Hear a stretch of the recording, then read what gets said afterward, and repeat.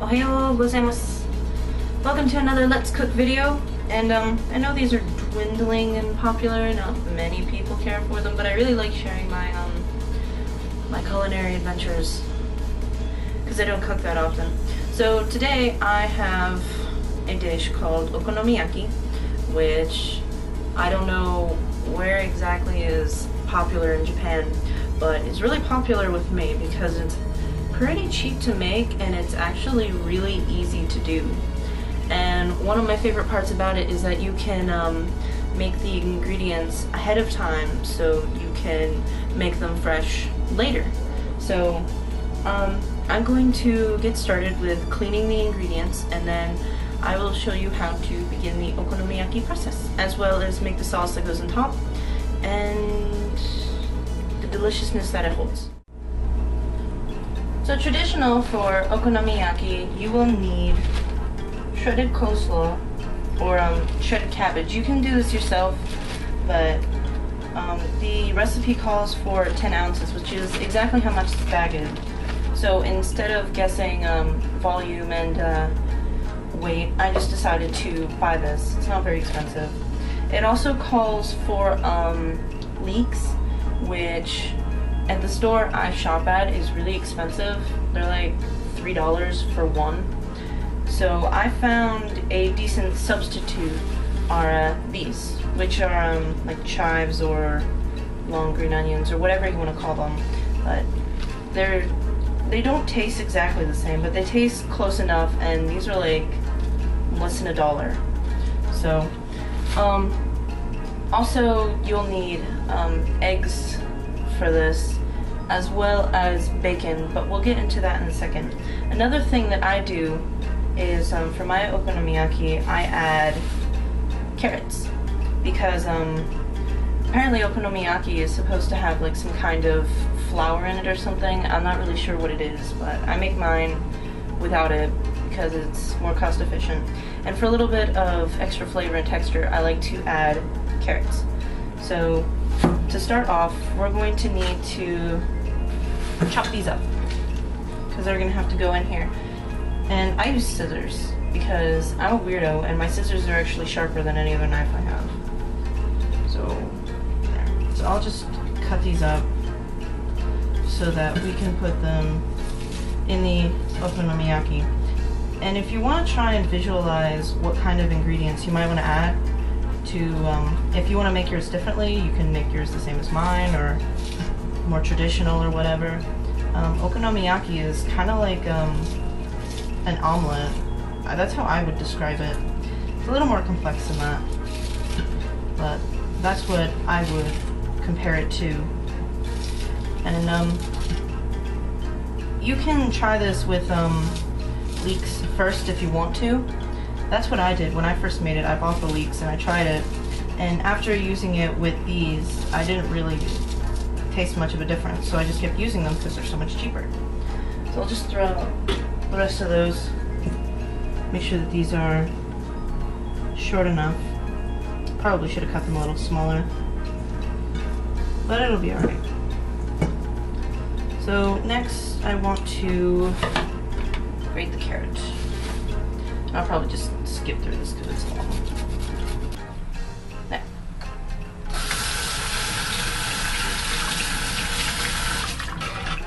Alright, after that, we're gonna have to get the bacon ready. You can use almost any kind of bacon you want. Usually I had been using like pre-cooked bacon. This time I went with the cheaper brand because it actually got really expensive lately. So to start off, we're going to need to cut up the bacon into bits and add it to this, and they're going to need to fry, so I need to turn this on. And I'm just going to go ahead and cut up this bacon. Once you're done slicing up your bacon, however you like, it should be about this big. Not too big, not too small, a little bit smaller than I guess bite-sized pieces would be.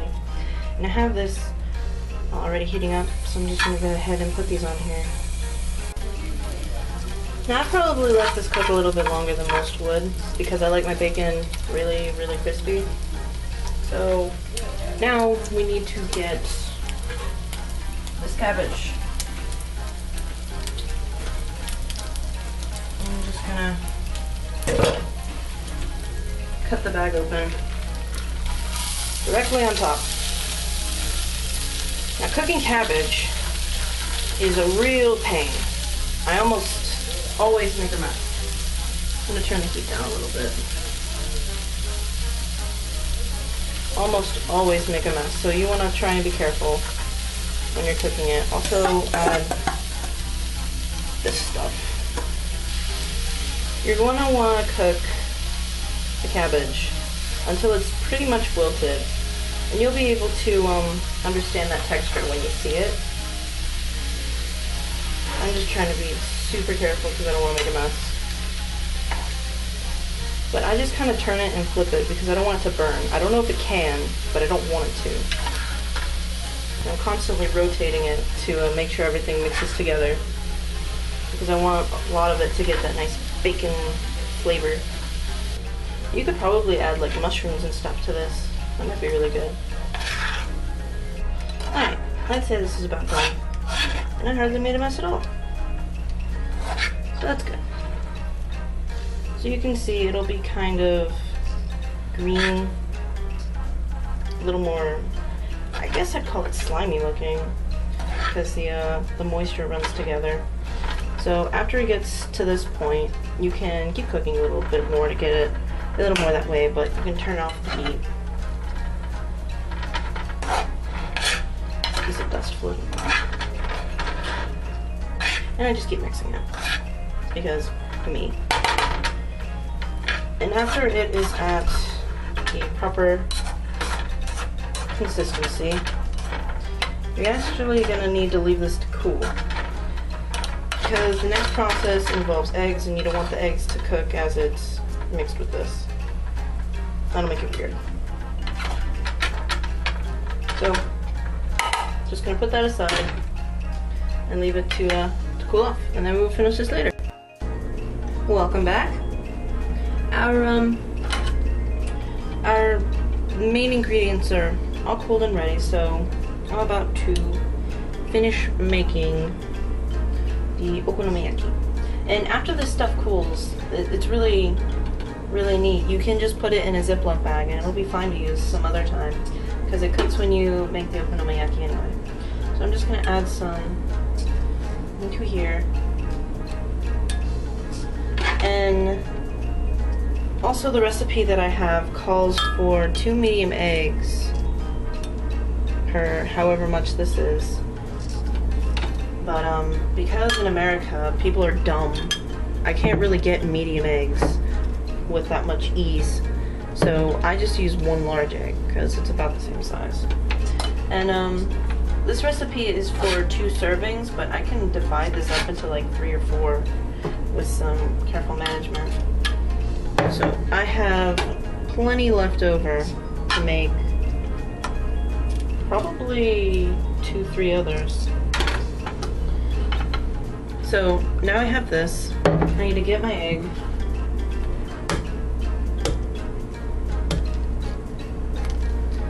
I was trying to be all special there and do it with 1 hand because I used to be able to do that, but now I can't. Oops.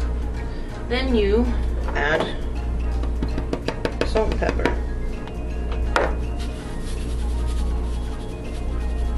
Well, there you go. Right?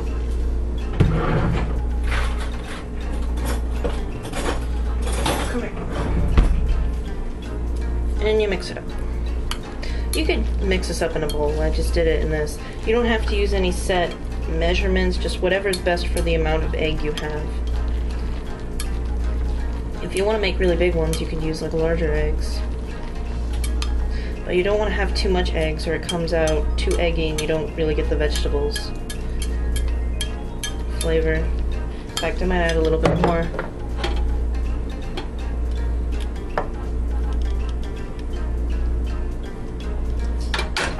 I'm going to heat this up.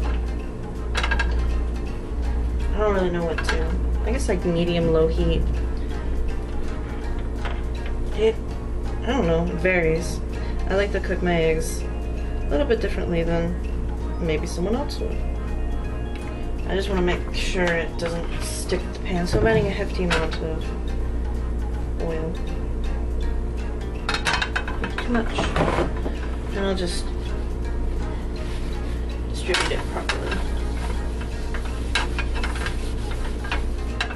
so that everything is evenly covered, and let it heat up.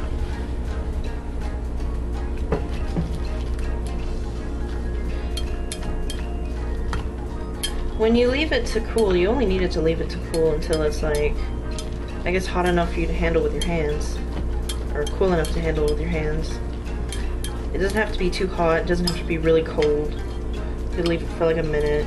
You probably, well, I would say you could probably throw it in the fridge, but it may not be the best idea.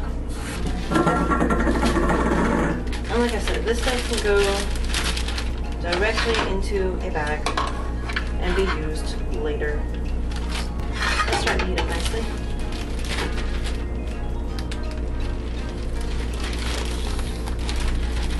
Another thing to note is that you could use this as a filling or a salad topper or something. Like, I made it for my mother-in-law, and she said she preferred it without the egg. I gave her one with it, and then I gave her a bag of basically just this, and she said she really liked this on its own. So if you don't care for eggs, then you don't need eggs. So I'm gonna turn the heat down a little bit and get this in there. Yeah, I have it too hot. That's alright. You're gonna want to flatten it out into kind of like a vegetable pancake. And when I make eggs, I usually cook them on low heat, so they cook thoroughly and they don't burn. This one I had on low-high, and I thought that was low enough, but it seems to be a little too high. I have it on low heat. It's already cooking a little bit more than it probably should be, but you need to cover it. I just find this fits best. Leave me alone and cook it for a few minutes.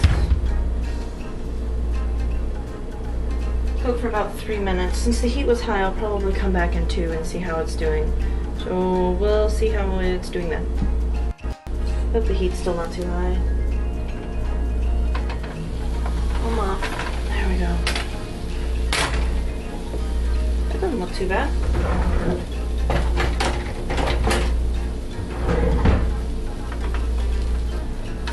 Ah, no! My vegetable pancake.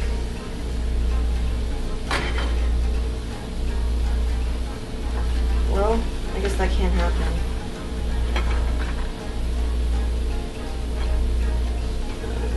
I'll throw it away later. This doesn't have to cook very long. It's already pretty much cooked through. I definitely put it on the heat too high. But the good thing about this is I didn't put it on so high that it's going to crumble. So that's good. The last step to making this is a special sauce, which I will take care of after I get this off and give it a chance to cool a little bit.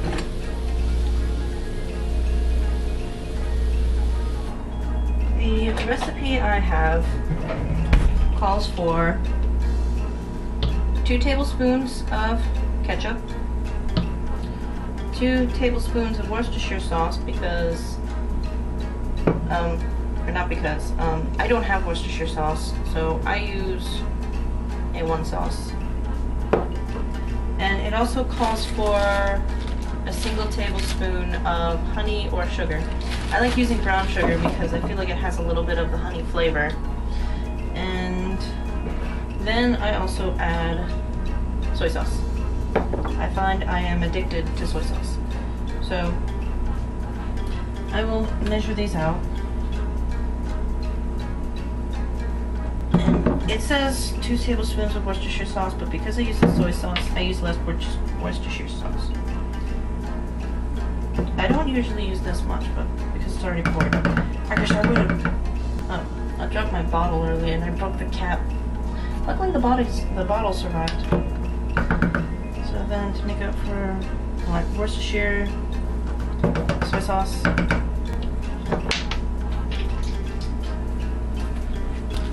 And then the sugar.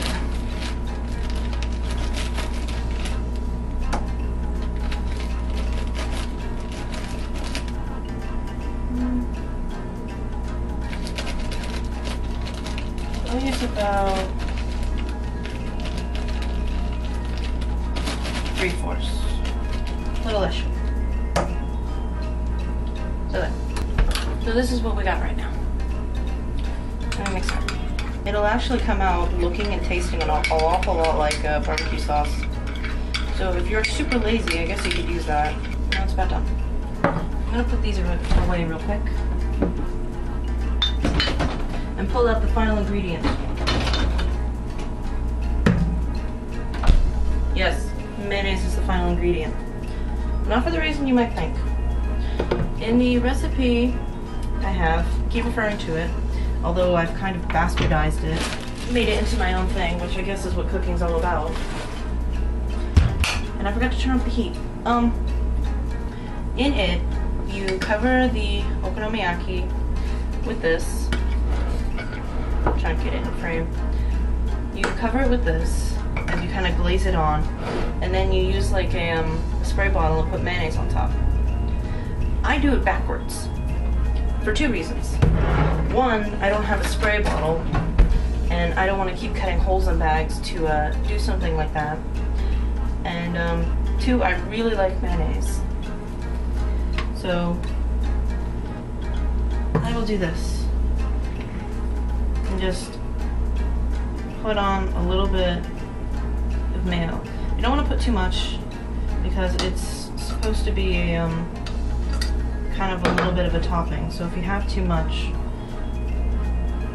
then it won't taste right. So just try and smooth it out all over the edges. I put mayo first instead of the sauce because mayo is a lot thicker, so the sauce will smear off if you try to put the mayo on after you put the sauce. So I put this first, and after that add a little sauce.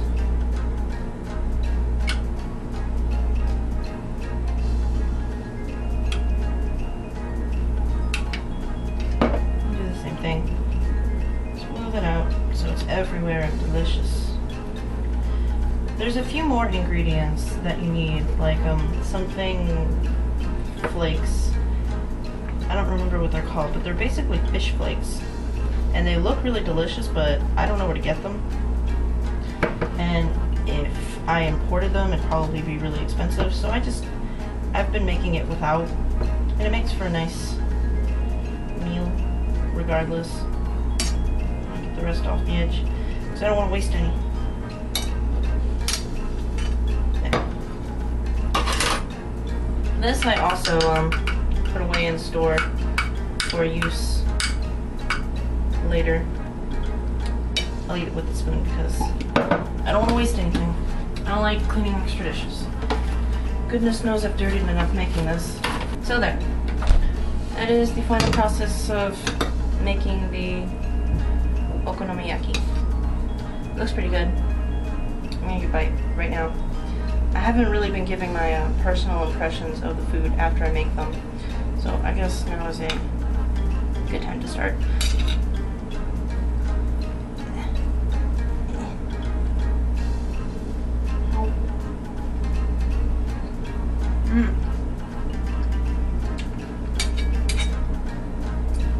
I used a little more bacon, so it's pretty bacony, but it's still really good.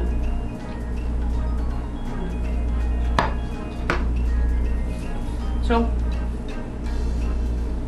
there was my culinary adventure again with okonomiyaki. Probably something I cook all the time. It's really easy to make, really easy to prep, and not really that hard to screw up. Even if you overcook the eggs and it crumbles and falls apart, you can still put the mayo and the sauce on it and it's still really good. So it just won't look pretty. And yeah. So I don't really know what else to add. I'm gonna go eat this because I'm really hungry. So I will see you next time. Bye. Hey guys, it's me again. I didn't record any audio while I was cooking my second batch of Okonomiyaki. I decided to go back and try doing it without the bacon because bacon prices, for whatever reason, are ridiculously expensive right now. They're like $5 for the cheap brand. It's really weird. So I decided to go ahead and make one without the bacon, and I wanted to give a go at cooking it with the proper amount of oil and the heat being better, so that it was structured a lot more nicely. It came out a little bit more what I wanted to show you it looked like. I mean, obviously I screwed up this flip right here because I didn't lift it high enough and I'm lame. But I can't really call it vegetarian okonomiyaki because, you know, egg.